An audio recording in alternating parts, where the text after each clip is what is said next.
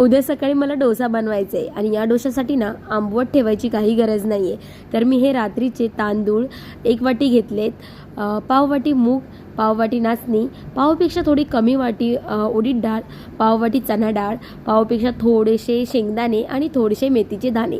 हे सगळं स्वच्छ 3-4 वेळा धुवून घ्यायचं आहे आणि रात्रभर पाण्यात भिजत ठेवायचं.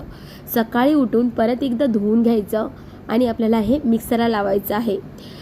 हे मला का आवडलं माहिती आहे का? हा डोसा ही माझी रेसिपी नाही आहे ॲक्च्युली, ही मी एक यूट्यूबवरच बघितलेली. म्हटलं ट्राय करून बघूया आणि खरंच छान होते.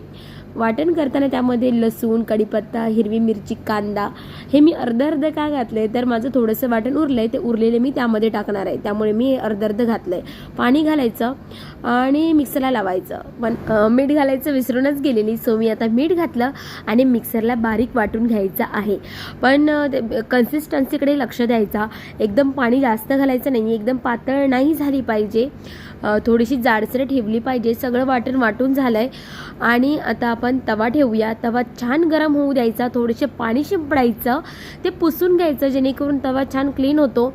आणि जसं तुम्हाला जेवढा डोसा पाहिजे त्या प्रमाणात तुम्ही ते बॅटर घालायचं आहे. छान पसरवून घ्यायचं आणि वर घालायचे तूप.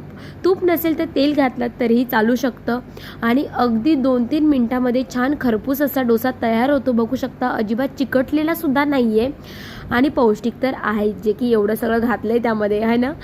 तर मी खोबऱ्याची चटणी बनवली आहे, त्यासोबत आम्ही आता हा खाणार आहोत.